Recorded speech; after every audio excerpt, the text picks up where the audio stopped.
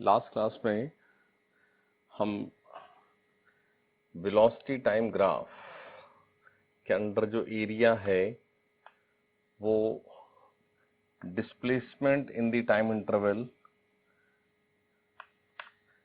हम कैलकुलेट कर सकते हैं। तो इस तरह से एक केस हमने डिस्कस किया था कि सपोज ये कोई वेलोसिटी है v1 फॉर सम टाइम और फिर कुछ टाइम के लिए different parts but each part is uniform motion. ठीक है,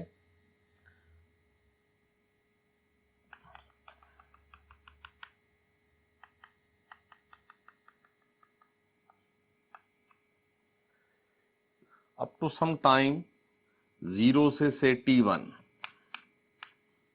ठीक है, ये इंटरवल ऑफ टाइम, ये इंटरवल, ये सपोज t1 इंटरवल है, मतलब t final minus initial t1 है। ऐसे ये इंटरवल कुछ t2 है। t2 मीन्स इस t और इस t का डिफरेंस, और ऐसे ये इंटरवल t3 है। t3 मीन्स इस t और इस t का डिफरेंस। तो ये area is v1 into t1, ये एरिया v2 इंटू t2, और ये एरिया ये है v3 इंटू t3। तो 0 से लेकर के t3 तक जो डिस्प्लेसमेंट है वो ये पूरा शेडेड एरिया है, और ये शेडेड एरिया यानी S it is v1 t1 plus v2 t2 plus v3 t3। यानी अगर पूरे इंटरवल वेलोसिटी कांस्टेंट रहे तो S होता है v इंटू टी। लेकिन अगर वो t इंटरवल में further t1 t2 t3 t4 ऐसे पार्ट्स हैं और ईच पार्ट की अलग अलग वेलोसिटी है, तो ईच पार्ट का डिस्प्लेसमेंट सॉल्व होके ऐड हो जाएगा, जैसा कि यहां हुआ। तो इसको जनरलाइज करते हैं। मैथ्स में एक टर्म होती है समेशन। तो समेशन बेसिकली हर बार किसी v इंटू टी का ही हम सम कर रहे हैं। ये v1 t1 is s1, v2 t2 is s2, v3 t3 is s3। तो इसको लिखने का मैथ्स में तरीका है।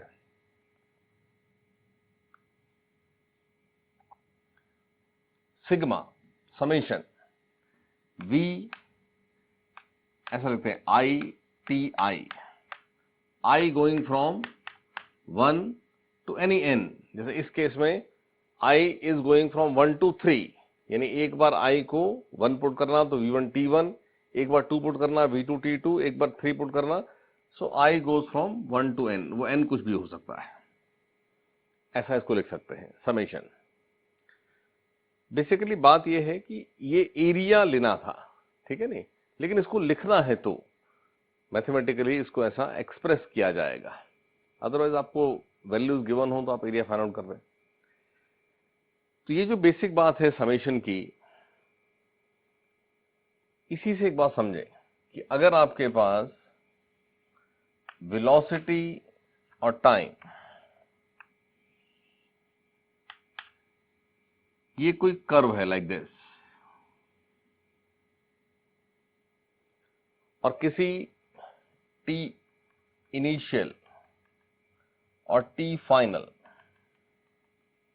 इसके बीच में डिस्प्लेसमेंट फाइंड आउट करना है, ठीक है, तो वो एरिया होना है। लेकिन ये एरिया हमारे पास कोई, जैसे यहां ये सब रेक्टेंगल थे सेपरेट, ये each v1 t1 v2 t2 v3 t3 यहां क्या है, रेक्टेंगल है। यहां पर ऐसा कोई रेक्टेंगल बन ही नहीं रहा है। लेकिन अगर मैं कोई वेरी स्मॉल, इनफाइनाइटली स्मॉल एक इंटरवल ऑफ टाइम लेता हूं dt लाइक दिस, तो इस dt टाइम में जो यहां वेलोसिटी में चेंज है वो नेग्लिजिबल है। यानी इस dt टाइम पर यहां कोई एक v तो होगी, हर इंस्टेंट की v यहां क्या है, अलग अलग है। तो आप इस v को इस dt से मल्टीप्लाई करें तो इस रेक्टेंगुलर स्ट्रिप का एरिया आ जाएगा। ऑल्दो इस स्ट्रिप में यहां छोटा सा कर्व्ड पार्ट है, लेकिन when it is infinite small ना, तो ऑलमोस्ट इस एंड को आप स्ट्रेट एज्यूम कर लेते हो। लाइक दैट t इनिशियल से t फाइनल तक ऐसी स्ट्रिप्स बना ली जाएं, ईच स्ट्रिप का अपना अपना v होगा और हर स्ट्रिप का एरिया v इंटू dt होगा और सबका सम टोटल एरिया बन जाएगा। तो ये समेशन जब भी आप टाइम, टोटल टाइम t को ऐसा t1, t2, t3 इंटरवल में डिवाइड कर सकते हैं, फाइनाइट इंटरवल, तो इट इज समेशन। बट अगर वो टोटल टाइम इंटरवल को इनफाइनाइट स्मॉल dt में डिवाइड करना पड़े तो यही समेशन को बोलते हैं इंटीग्रेशन। यानी आपके पास इस केस में जो s होगा, समेशन,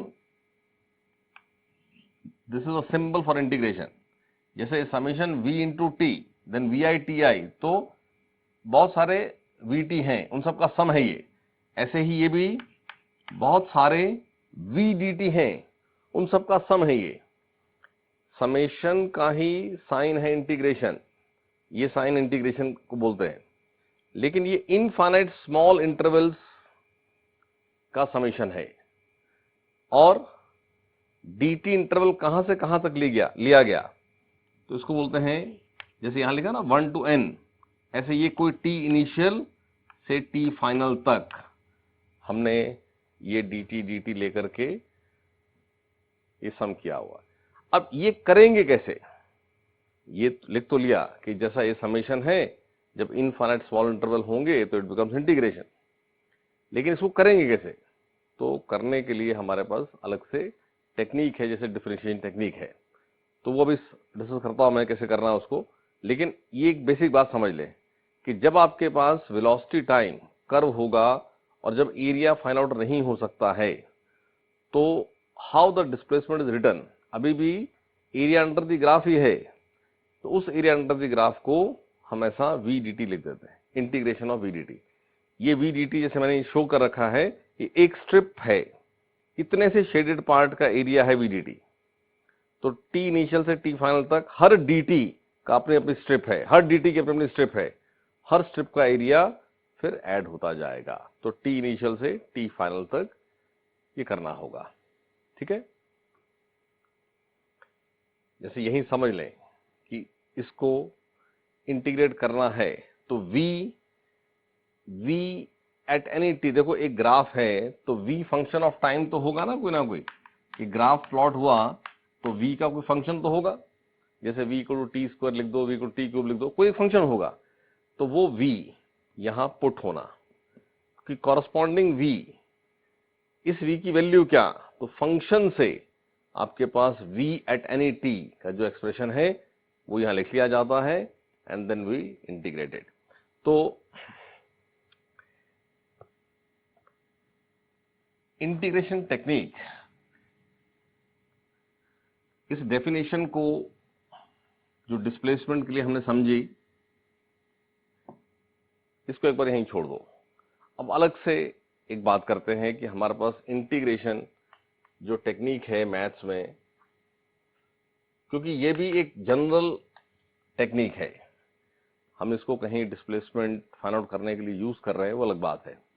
तो इन जनरल ये टेक्निक क्या है वो समझे एक बात। जैसे आपके पास किसी क्वांटिटी y का किसी x पे डिपेंडेंस है और उस वाई एक्स में फंक्शन रिलेशन क्या है वो नहीं पता है, लेकिन dy by dx is known to you. ठीक है, जैसे किसी केस में किसी वाई एक्स के लिए rate of change of y with respect to x known है, तो dy by dx सपोज है x to the power 3, जिसका मतलब है कि dy is x cube dx। What does it mean? कि ये वाई एक्स का एक ऐसा रिलेशन है जिसमें जब x को इनफाइनाइट स्मॉल dx चेंज करते हैं तो कॉरस्पॉन्डिंग y में कितना चेंज होता है। तो आंसर है कि अगर x को चेंज किया जाता है by dx, then the corresponding change in y dy it is x cube dx। अगर ये गिवन है तो ये कहां से आया हमें नहीं पता। बेसिक बात क्या, y कोई एक क्वांटिटी जो किसी x पे डिपेंडेंट है, जिसका मतलब है कि when x changes y changes. Now how the change of x is related to change of y? तो हमारे पास गिवन है कि for this particular case dy by dx is x cube. तो ये रिलेशन हमें क्या दे रहा है? ये रिलेशन दे रहा है कि dy is x cube dx, यानी ये एक ऐसा yx कोई रिलेशन है जिस रिलेशन में अगर x को इनफाइनाइट स्मॉल dx चेंज किया जाए तो जो कॉरस्पॉन्डिंग y में चेंज होना है dy वो क्या होना है? x cube dx। यानी जब भी आपको dy by dx गिवन हो तो उसका मतलब होता है कि for any small change in x dx corresponding dy का रिलेशन गिवन है। लेकिन हमें मान लो इस केस में कोई लार्ज डेल्टा x का कॉरस्पॉन्डिंग डेल्टा y ढूंढना है।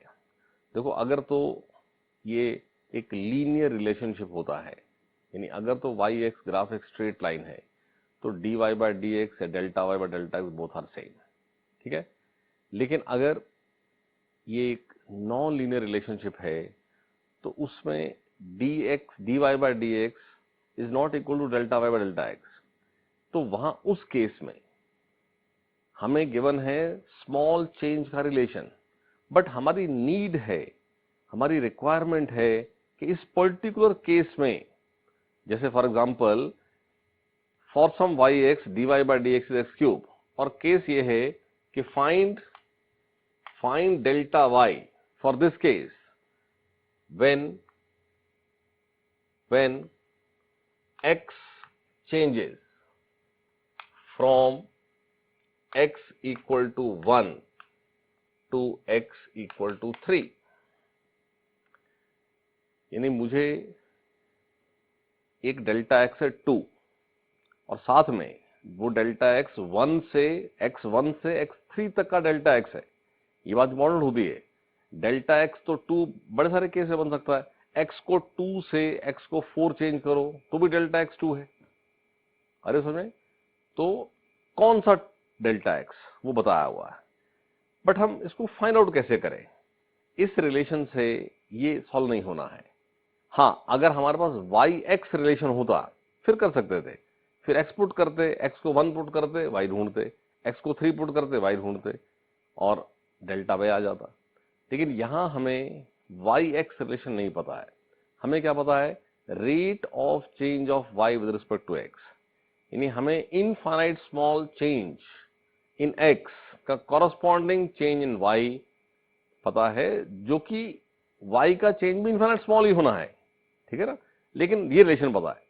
तो ये ढूंढने के लिए ही हमारे पास इंटीग्रेशन टेक्निक है। जैसे ये लिख लेने के बाद मान लो ये मुझे सॉल्व करना है, तो इसको लिखा जाता है इंटीग्रेटिंग बोथ साइड्स।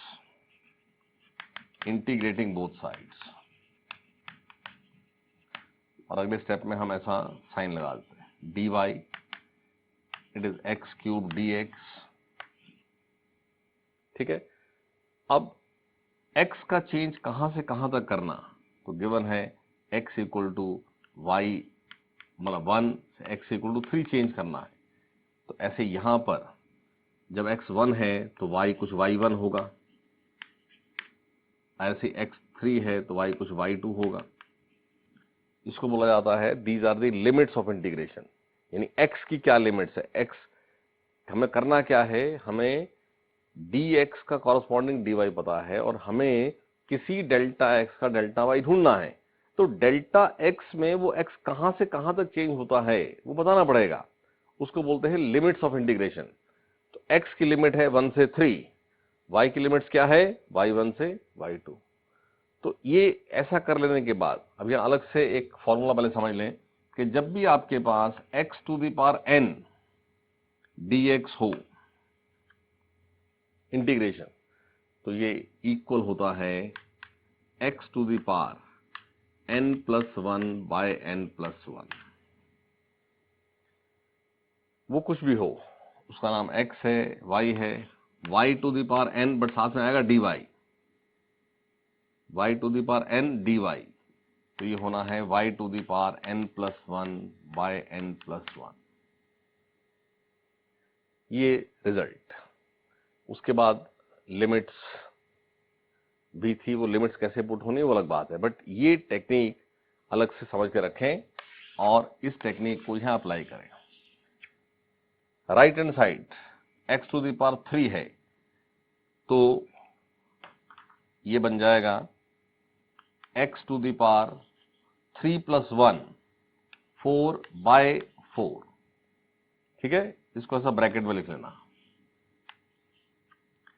और इसकी जो लिमिट्स हैं 1 3, मैं इसको ऐसा लिख लेते हैं कि ये x की लिमिट है 1 3, लेकिन लेफ्ट हैंड साइड में it was only dy, dy के साथ कुछ नहीं है, यानी ऐसा कह सकते हैं ना dy के साथ क्या है y to the power 0, anything power 0 is 1। तो ये टेक्निक लगाएं तो y to the power 0 plus 1 by 0 plus 1, तो लेफ्ट हैंड साइड बनेगा खाली y और लिमिट्स क्या है y1 y2। तो इंटीग्रेशन कर लेने के बाद ये इंटीग्रेट हो गया, अब लेफ्ट हैंड साइड इंटीग्रेट हो गया, बना y, राइट हैंड साइड बना x to the power 4 by 4। अब इसमें ये लिमिट्स पुट होती हैं, यानी लिमिट्स पुट करने का मेथड क्या कि जो भी ये रिलेशन फंक्शन ब्रैकेट में है ये y है, तो y की वैल्यू y को एक बार y2 पुट करना, फिर माइनस करके y1 पुट करना, यानी फंक्शन में पहले अपर लिमिट पुट करना माइनस फंक्शन में लोअर लिमिट पुट करना। जैसे राइट हैंड साइड में x to the power 4 by 4, तो x को पहले 3 पुट करो, तो ये हो गया function with x equal to upper limit minus function with x equal to lower limit. Limits put करने का मेथड समझ लें क्या है। इंटीग्रेट हो जाने के बाद we have to put the limits. उसका मेथड क्या है कि जो भी इंटीग्रेट होकर फंक्शन बना है उस फंक्शन में पहले अपर लिमिट पुट होगी, का मतलब जो भी वो वेरिएबल है y उसकी वैल्यू पुट होगी, function with upper limit minus function with lower limit.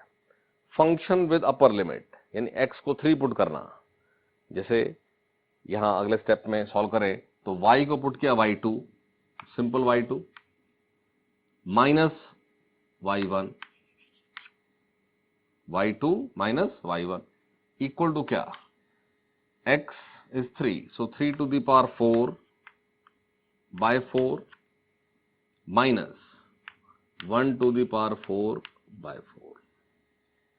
तो ये आपके पास वो डेल्टा y आ गया। x1 पर y क्या था y1, x3 पर y क्या था y2।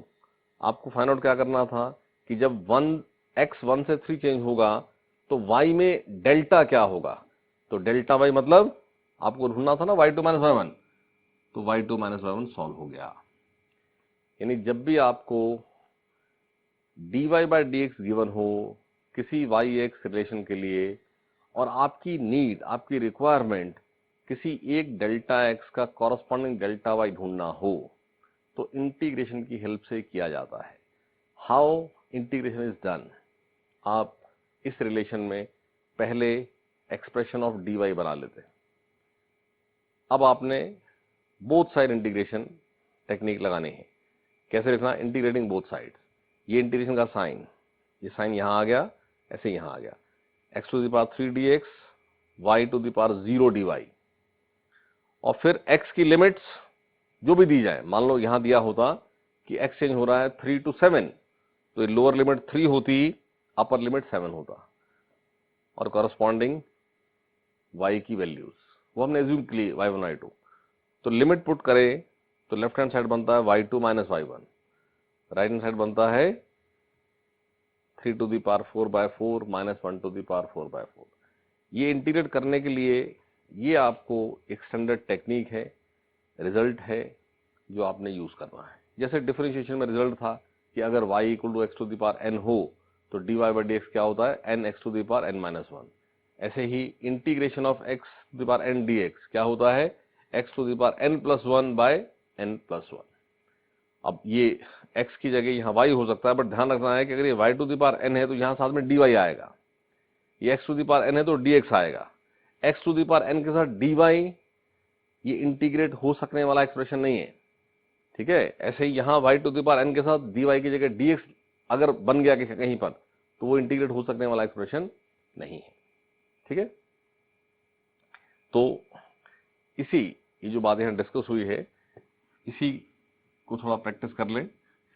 इसमें ये भी समझनी है बात कि अगर कहीं मान लो x क्यूब के साथ x स्क्वायर भी होता, रिलेशन कुछ भी हो सकता है, तो dy, ये dx यहां जाएगा तो क्या बनेगा, x cube dx plus x square dx, ठीक है। और इंटीग्रेट करना है तो ये हर टर्म, जैसे डिफरेंशिएशन में अगर एडिशन होता है तो अलग अलग करते हैं, ऐसे इंटीग्रेशन होगा तो हर टर्म अलग अलग होनी है, सब में अलग अलग टेक्निक लगेगी। ये हो सकता है और भी कोई टर्म आगे हो तो भी करेंगे। अब जो भी x की लिमिट हो, ठीक है, इंटीग्रेट होने के बाद मैं भी लिमिट्स पुट नहीं कर रहा हूं, बट लिमिट्स रहेंगी कुछ ना कुछ, मैं खाली टेक्निक सिखा रहा हूं। तो यहां ये dy के साथ का मतलब क्या, y टू द पावर 0, तो ये बनेगा y, कुछ लिमिट्स होंगी। ऐसे ये फर्स्ट टर्म क्या बनेगी, x टू द पावर 4/4, कुछ लिमिट्स होंगी। ऐसे ये x टू द पावर 2 है तो क्या बनेगा, x टू द पावर 3/3। तो अब यहां आपके पास लिमिट्स पुट करके ये अलग सॉल्व हो जाएगा, ये अलग सॉल्व हो जाएगा। तो प्लस माइनस करके एक्सप्रेशन बड़ा भी हो सकता है, आपने अलग अलग उसको इंटीग्रेट करते जाना है, ठीक है।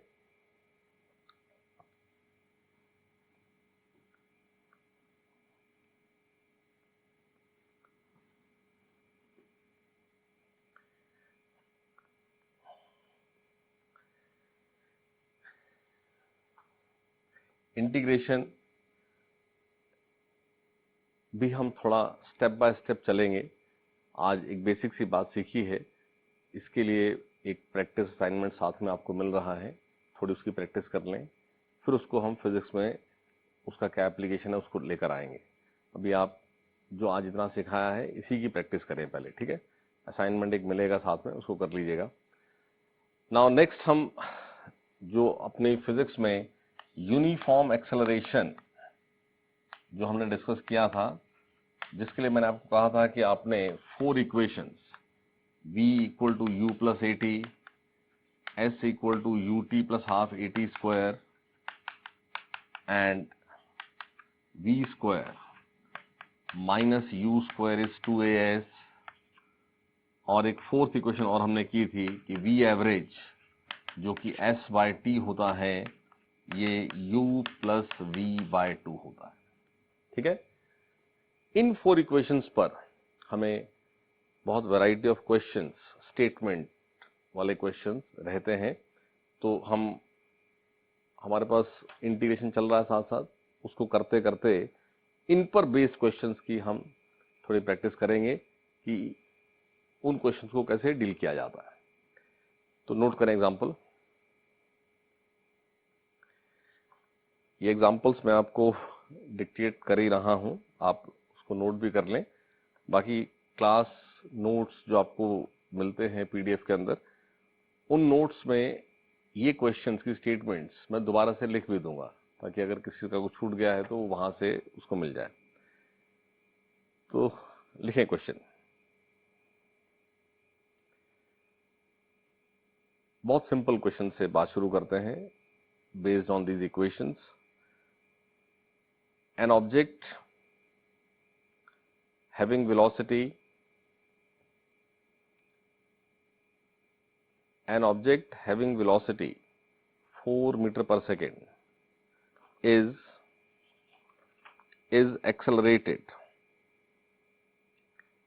accelerated at the rate of 1.2 meter per second square for 5 seconds.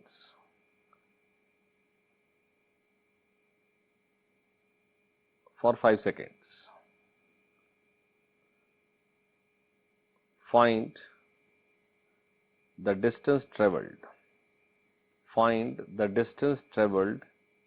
During the period of acceleration.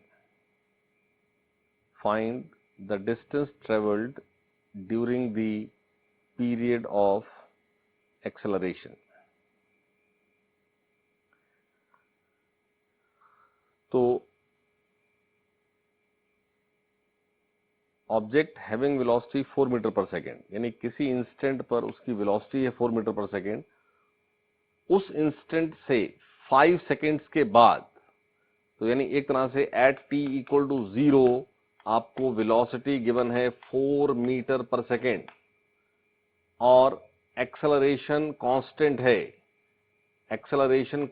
है 1.2 मीटर पर सेकेंड स्क्वायर और एट t इक्वल टू 5। तो ये जो इंटरवल है 5 सेकेंड्स का, इस इंटरवल का डिस्प्लेसमेंट पूछा है। डिस्प्लेसमेंट का मतलब x final minus x initial. तो ये जो वेलोसिटी t0 पर है इसको u बोलेंगे।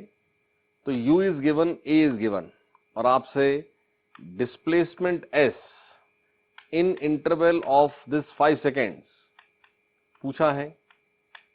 तो using this equation number 2 that s is ut plus half at square, simply आपने u पुट कर देना है 4 इंटू 5। ये इसको यहां देख लीजिए, ये s ut plus half at square, u is 4, t is 5, half acceleration is 1.2 and time is 5। तो ut plus half at square. Very simple question. I think इस तरह के क्वेश्चन आपने 9th क्लास में किए हैं, बट टू बिगिन विद हमने एक आसान सा एग्जांपल लिया। नेक्स्ट क्वेश्चन नोट करें।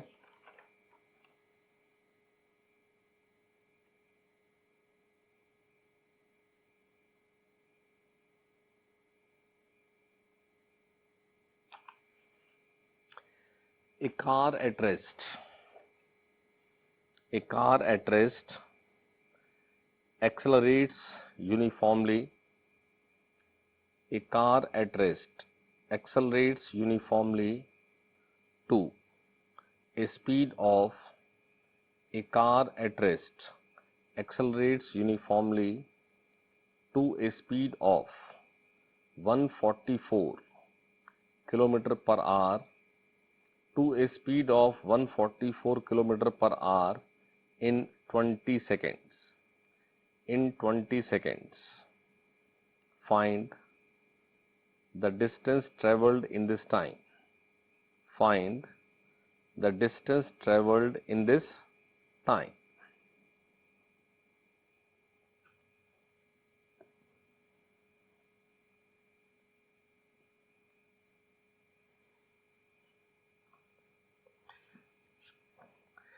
तो क्वेश्चन में u is given 0 because car is initially at rest. Then it accelerates uniformly. Acceleration कितना है that is not given, but ये given है कि a यूनिफॉर्म है। a यूनिफॉर्म है का मतलब we can use all these 4 equations. और kilometre per hour 144 kilometre per hour को मीटर पर सेकंड बनाए तो kilometre is 1000 metre and 1 hour is 3600 seconds. तो जल्दी से ध्यान रखें, ये आपके पास आएगा 5 और ये आएगा 18। तो जब भी किलोमीटर पर आवर से मीटर पर सेकंड में कन्वर्ट करना हो तो आपने 5/18 इससे मल्टीप्लाई कर देना है। तो ये मल्टीप्लाई करें तो आपके पास v आ जाएगा। v it is 144 into 5/18। I think ये 8 होता है ना 144, तो ये बना 40 मीटर पर सेकेंड। और ये 0 से 40 metre per second as per the question 20 seconds के टाइम इंटरवल में होता है। ये t जो लिख रहे हैं इंटरवल है, बहुत बार हम इंस्टेंट बोलते हैं, वो अलग बात होती है। ये कोई डेल्टा t है एक्चुअली, टाइम इंटरवल, बट हम लिखने के लिए t बोलते रहते हैं इसको, क्योंकि हमने यहां जो t पुट कर रखा है वो t इंटरवल है। ठीक है, तो 20 सेकेंड्स के इंटरवल में 0 से 40 हुआ एट ए यूनिफॉर्म रेट, और इस पीरियड में उसका डिस्प्लेसमेंट कितना है, ये क्वेश्चन। तो आप देखें ये fourth relation, u is given 0, v is 40, t is given, s पूछा है। तो s is 0 plus 40/2 into time क्या 20। तो s is 20 into 20, that is 400 meter. Clear?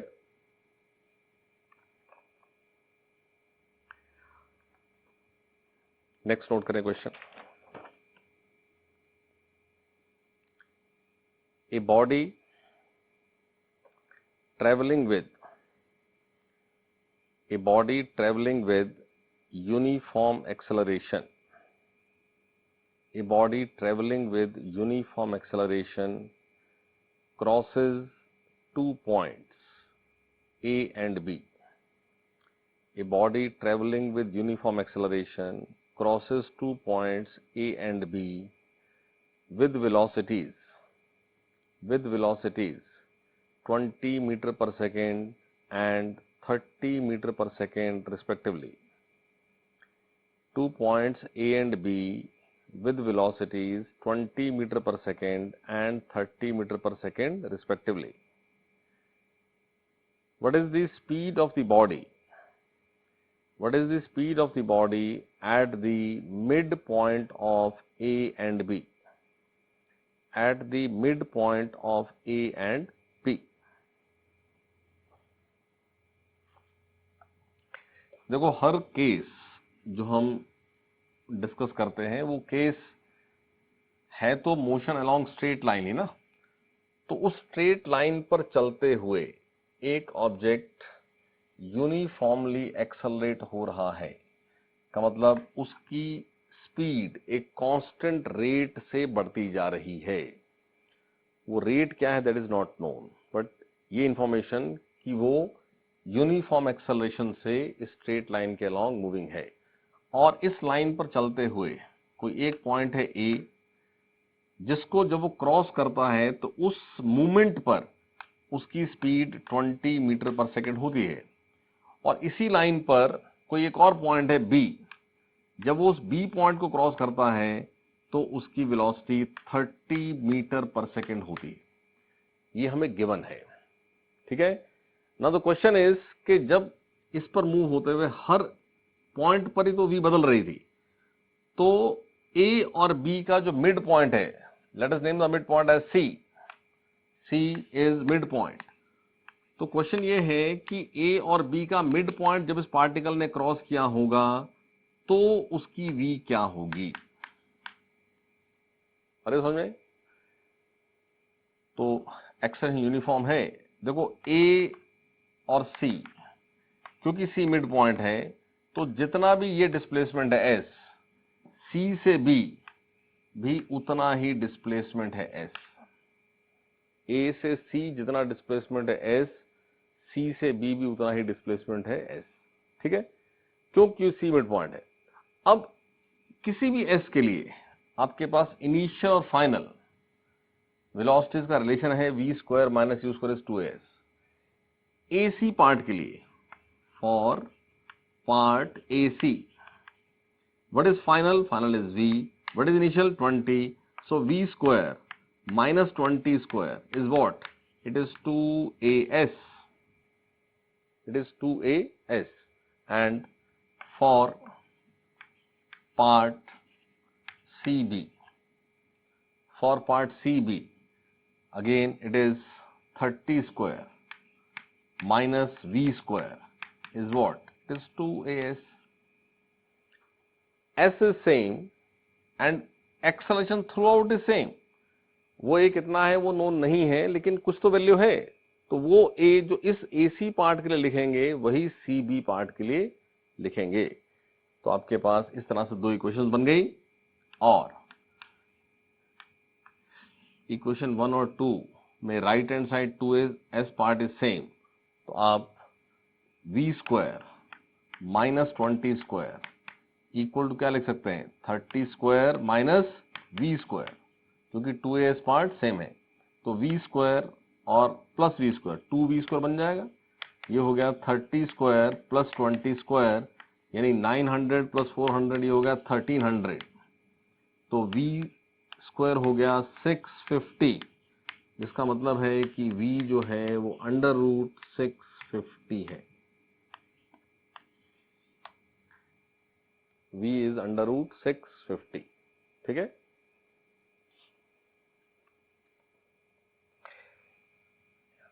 ये भी बात समझ के रखें कि स्ट्रेट लाइन मोशन में एक ऑब्जेक्ट जब मूविंग होता है, ठीक है, उसकी वेलोसिटी चेंज होती है, तो उस rate of change of velocity with time का नाम है एक्सेलरेशन। बट एक बात समझें, 9th क्लास में आपने ये बात पढ़ी हुई है कि एक्सेलरेशन किसी भी ऑब्जेक्ट के पास जो होता है वो उस पर जो फोर्स एक्ट होती है, जो एक्सटर्नल फोर्स एक्ट होती है, यानी मान लो कोई पर्सन ए मूविंग है, इस पर कोई external agent, for example some other person B, वो एजेंट कुछ भी हो सकता है, वो फोर्स लगाए, तो force upon mass of the body उसका एक्सेलरेशन होता है। तो जो फोर्स लगाने वाला एजेंट है उसके लिए स्ट्रेट लाइन पर दो पॉसिबिलिटी है। एक, ऑब्जेक्ट जिस डायरेक्शन में मूविंग है उसी डायरेक्शन में पुश किया जाए, एक ऑब्जेक्ट जहां मूविंग है पुश अपोजिट किया जाए। यानी ऐसा हो सकता है कि एक्सेलरेशन या तो स्पीड को इंक्रीज करे या तो स्पीड को डिक्रीज करे। तो स्ट्रेट लाइन में आपके पास दो ही डायरेक्शन पॉसिबल है, यानी आप एक डायरेक्शन को कुछ पॉजिटिव बोल सकते हैं, एक को नेगेटिव बोल सकते हैं। एक सिंगल स्ट्रेट लाइन में पहले भी डिस्कस हुई ये बात, दो ही तो डायरेक्शन पॉसिबल है, क्योंकि वो एक्सिस जो होती है वो एक्स वाई जेड में से कोई एक मानी होती है हमने, तो उसमें दो ही डायरेक्शंस होनी है, एक पॉजिटिव और एक नेगेटिव। तो एक बात ध्यान रखें, इन सभी इक्वेशंस में ये सब ना वेक्टर्स हैं, ये सब वेक्टर्स थे। v इंस्टेंटेनियस वेलोसिटी वेक्टर, ये u वेक्टर, a वेक्टर, ऐसे ही s वेक्टर, u वेक्टर, ये सब s u v a, ये सब वेक्टर्स हैं। यानी अगर कहीं ऐसा केस है कि वेलोसिटी तो इस डायरेक्शन में है लेकिन एक्सेलरेशन अपोजिट है, तो इसको अगर आपने पॉजिटिव माना तो ये नेगेटिव हो गया। तो आपने जो जैसा मान लिया अकॉर्डिंगली आपने साइन पुट करना होता है। मतलब हो सकता है आप इसको नेगेटिव मान लें तो ये पॉजिटिव हो जाएगा, उससे कोई फर्क नहीं पड़ता है कि आप किसको नेगेटिव मानेंगे किसको पॉजिटिव मानेंगे, लेकिन एज पर द डायरेक्शंस आपने प्लस माइनस जो भी साइन आपके, जो भी आपने एक तरह से एज्यूम किया हुआ है, प्लस माइनस को जो भी आपने माना है उसके अकॉर्डिंगली वो साइन पुट होना है। अगर वो साइन पुट नहीं करोगे तो गलती हो जाएगी। यानी अगर किसी ऑब्जेक्ट का acceleration opposite to initial velocity है तो इनिशियल वेलोसिटी को पॉजिटिव लोगे तो ए नेगेटिव लेना, इनिशियल को नेगेटिव लोगे वेलोसिटी को तो ए पॉजिटिव लेना। अकॉर्डिंगली आपके पास सॉल्व करना पड़ेगा, और फाइनली जो अननोन आप सॉल्व कर रहे हैं उसका भी साइन आएगा। जैसे मान लो मुझे v ढूंढना है, u का साइन पुट किया, a का साइन पुट किया, तो v का भी तो साइन आएगा। तो v प्लस आए तो जिस डायरेक्शन को मैंने प्लस माना है वो v की डायरेक्शन होगी, जिसको माइनस आया तो जो मैंने माइनस माना है वो होगी। तो आपने ध्यान रखना है। अभी तो जो एग्जांपल्स किए उसमें बाई चांस ऐसा कोई केस नहीं था, लेकिन हमने अभी जो केस किया वो तो इसके पहले वाला तो रेस्ट का केस था। रेस्ट के केस में तो कोई इनिशियली डायरेक्शन ही नहीं है, तो जहां एक्सेलरेशन होता है उसी डायरेक्शन में मूवमेंट स्टार्ट होता है। लेकिन ऐसे केसेस आपको दिए जाएंगे जहां वेलोसिटी इनिशियल जो है एक्सेलरेशन उसी के अपोजिट है। जैसे एक ऑब्जेक्ट को आप अपवर्ड थ्रो कर दो, तो अपवर्ड थ्रो होना है ग्रेविटी के इन्फ्लुएंस में, आपने थ्रो करके छोड़ दिया, तो अब वो बॉल जब मूविंग है तो ग्रेविटी कहां एक्ट हो रही है, डाउनवर्ड। तो ग्रेविटी फोर्स का जहां डायरेक्शन होता है एक्सेलरेशन उसी डायरेक्शन में होता है। तो ग्रेविटी फोर्स कहां है, टुवर्ड्स द अर्थ, यानी वर्टिकली डाउनवर्ड्स।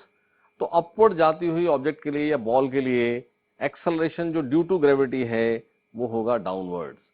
तो आपने अब यहां इस डायरेक्शन पॉजिटिव लिया है तो ये डायरेक्शन हो जाएगी नेगेटिव। वो आपकी चॉइस है, आप अपवर्ड को नेगेटिव मान सकते हो तो ये डाउनवर्ड हो जाएगा पॉजिटिव, बट कोई एक साइन अपनी तरफ से उसको दे करके चलना पड़ेगा। नेक्स्ट नोट करें, a ball is projected vertically upwards. A ball is projected vertically upwards with speed of 50 meter per second. A ball is projected vertically upwards with speed of 50 meter per second. Find number 1, maximum height to which the ball rise. Find number 1, maximum height to which the ball rise. Number 2, time taken to reach the maximum height. Number 2, time taken to reach the maximum height. Number 3, speed at half the maximum height. Number 3, speed at half the maximum height. और ऐसे सभी questions में जहां upward throw कर दिया, downward throw कर दिया, ये बात अंडरस्टूड ले लेनी है कि ग्रेविटी प्रेजेंट है और ग्रेविटी का एक्सेलरेशन प्रेजेंट है। और एक्सेलरेशन ड्यू टू ग्रेविटी को डिनोट करते हैं जी से, और इसकी value 9.8 metre per second square है।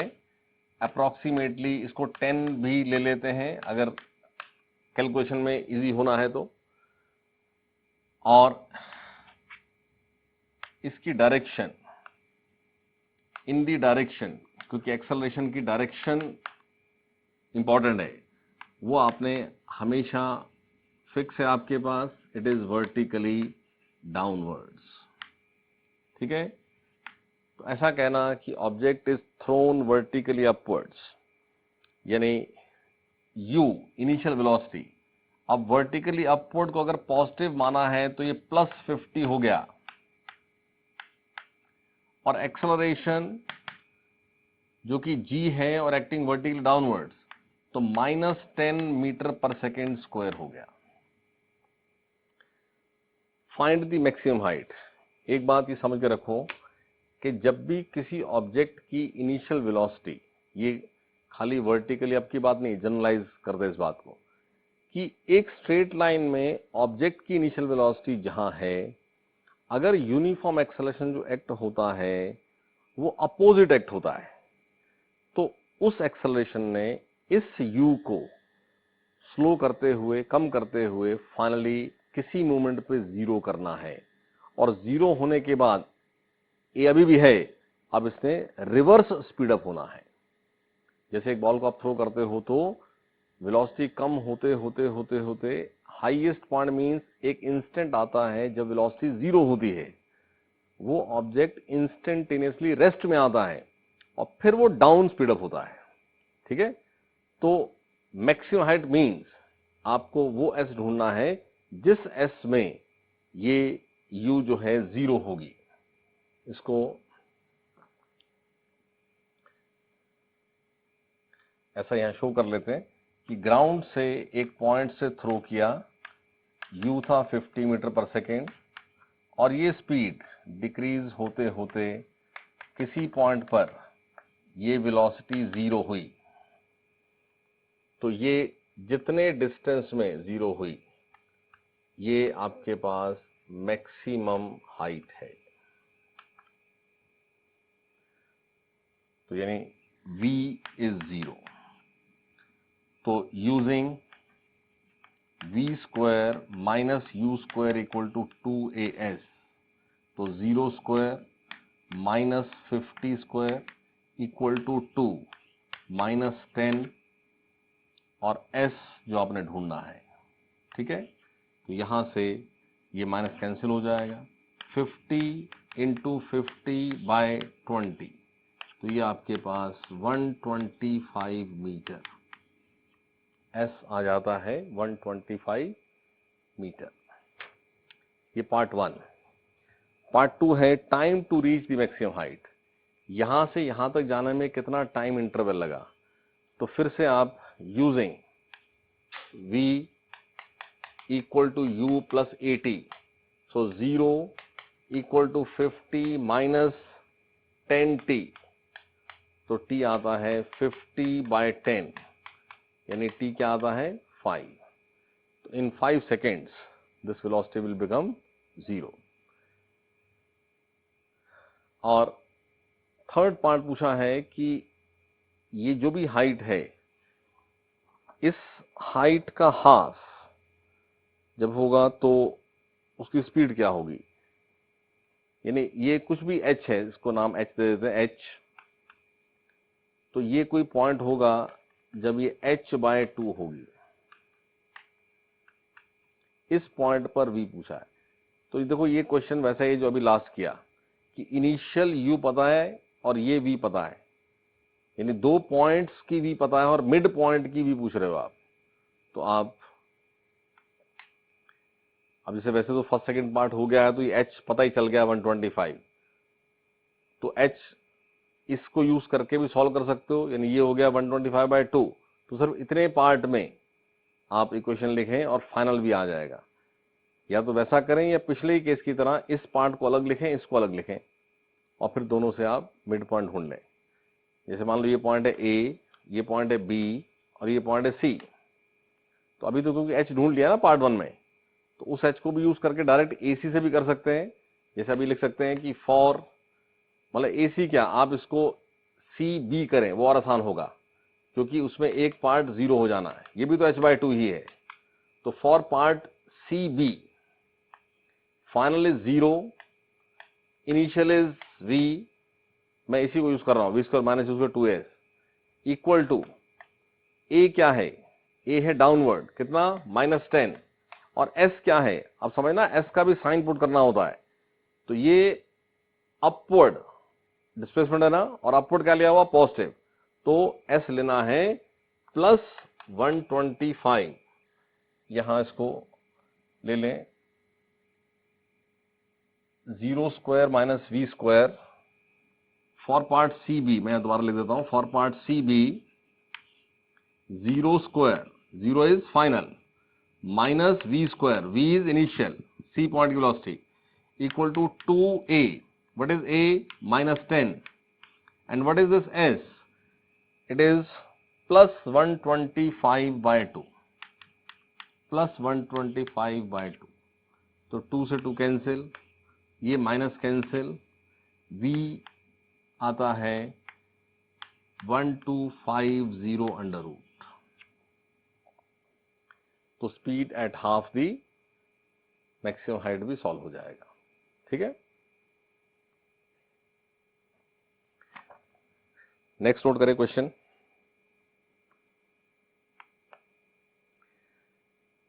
A ball is dropped from a bridge. A ball is dropped from a bridge, comma 122.5 meters above a river. A ball is dropped from a bridge, comma 122.5 meter above a river. Full stop. After the ball has been falling for 2 seconds. After the ball has been falling for 2 seconds, comma, a second ball is thrown. A second ball is thrown straight down after it. A second ball is thrown straight down after it. What must be the initial velocity of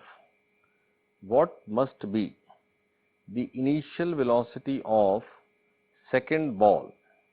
What must be the initial velocity of second ball so that both hit the water?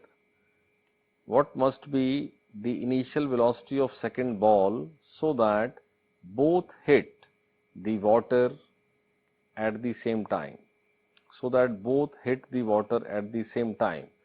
और bracket में लिखा है use G equal to 9.8 metre per second square, मतलब 10 ना use करके 9.8 यहां use कर लीजिए, ऐसा क्वेश्चन में गिवन है।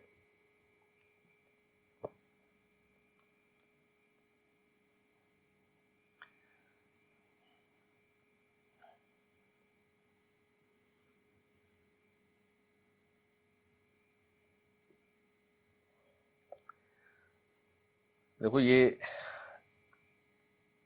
एक ब्रिज ओवर वाटर, ब्रिज हमेशा ओवर द वाटर ही होता है, तो ये वाटर है और इससे 122.5 मीटर की हाइट पर एक ब्रिज है। इस पॉइंट से एक बॉल को ड्रॉप करते हैं, late us name it is ball 1, drop. ये बॉल फॉल हो रही है। जब इस बॉल को गिरते हुए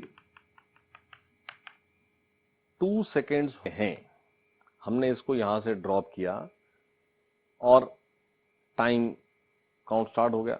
अब इसको ड्रॉप किए हुए 2 सेकेंड्स जब हो गए, तब हमने एक सेकेंड बॉल को डाउनवर्ड कुछ स्पीड से थ्रो किया, यू। तो हमने किस यू से थ्रो किया है, या हम किस यू से थ्रो करें कि सेकेंड बॉल भी उसी समय इस वाटर को हिट करे जब फर्स्ट बॉल करती है। यानी ये बॉल इससे 2 सेकेंड्स लेट स्टार्ट होगी, लेकिन ये 122.5 मीटर का डिस्प्लेसमेंट इसके साथ ही कवर करेगी। यानी इसको जितना भी टाइम मिला है ये ट्रेवल करने के लिए, इसको जो टाइम मिलेगा वो 2 सेकेंड्स कम मिलेगा। अगर हम इसको भी ड्रॉप ही करते ना, तो इसने भी उतना ही टाइम लेना था। ये 2 सेकेंड्स लेट स्टार्ट हुई थी, ये फाइनली वाटर को भी 2 सेकेंड्स लेट ही हिट करेगी, क्योंकि केस तो सेम ही है। इसलिए वहां पूछा है कि इसको किस इनिशियल वेलोसिटी से थ्रो करें डाउनवर्ड। इनिशियल वेलोसिटी से थ्रो करना ही पड़ेगा, नहीं तो ये इसके साथ नहीं पहुंच सकती है। तो फर्स्ट बॉल पहले सॉल्व कर लेते हैं। For the first ball u तो 0 है और डिस्प्लेसमेंट, अब देखो डाउनवर्ड डिस्प्लेसमेंट, डाउनवर्ड को साइन देना है, आप चाहें तो डाउनवर्ड पॉजिटिव साइन दे दीजिए। तो एस ले लिया मैंने प्लस 122.5, और एक्सेलरेशन अब वो भी कहां है, डाउनवर्ड है, और डाउनवर्ड को साइन दे दिया पॉजिटिव, तो plus 9.8 metre per second square. तो कितना टाइम लगा, यूजिंग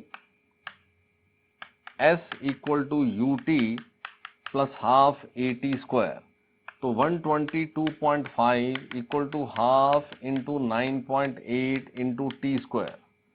आप चेक करें तो ये 25 इक्वल टू टी स्क्वायर है, यानी t इक्वल टू 5 है। यानी फर्स्ट बॉल को नीचे तक आने में टाइम लगा हुआ 5 सेकेंड्स। सेकेंड बॉल इससे 2 सेकेंड्स लेट स्टार्ट हुई और इसके साथ ही पहुंचती है, यानी सेकंड बॉल का टाइम 3 सेकेंड्स है। तो सेकंड बॉल के लिए भी सब कुछ सेम ही है। फॉर सेकंड बॉल कुछ u है which is not known, but s उसके लिए भी a 9.8 और टाइम उसको मिला हुआ है 3 सेकेंड्स। तो again using s equal to u t plus half a t square 122.5 equal to u into 3 plus half into 9.8 into 3 square. यहां से आप ये यहां आ जाएगा, माइनस हो जाएगा और 3 से डिवाइड करके u सॉल्व हो जाएगा। ठीक है। तो जो असाइनमेंट आपको प्रैक्टिस के लिए भी साथ में मिल रहा है, उस असाइनमेंट में इंटीग्रेशन के क्वेश्चंस भी हैं फॉर प्रैक्टिस, और कुछ सिंपल क्वेश्चंस जो सब हमने एक्सेलरेशन यूनिफॉर्म के केस किए इन पर भी बेस्ड हैं। तो आप वो सब क्वेश्चंस भी ट्राई कर लें। एक बात समझें, हम आसान से क्वेश्चन से बात शुरू करते हैं, धीरे धीरे क्वेश्चन का लेवल ना बढ़ रहा होता है प्रैक्टिस में। तो जो भी आपको क्लास में कराने के बाद प्रैक्टिस के लिए मटेरियल मिलता है वो जरूर प्रैक्टिस कर लें, क्योंकि अगली क्लास में जो होना है जब तक आपने वो प्रैक्टिस नहीं किया होगा तो अच्छे से समझ में नहीं आएगा। और इस बात को बहुत बहुत ध्यान से सीरियसली लीजिए कि एक बार आपने ये सब इकट्ठा कर लिया ना तो उसके बाद कोई हेल्प नहीं हो पाएगी। देन आपने अपने आप को एक ऐसे विशियस सर्कल में ट्रैप कर लेना है जिससे बाहर नहीं आया जाता है। So be very very careful. Step by step हम चल रहे हैं। हर क्लास में जो होता है, जो फर्दर प्रैक्टिस मिलता है उसको जरूर करें ताकि फिर हम अगले स्टेप पे जा सके। ठीक है।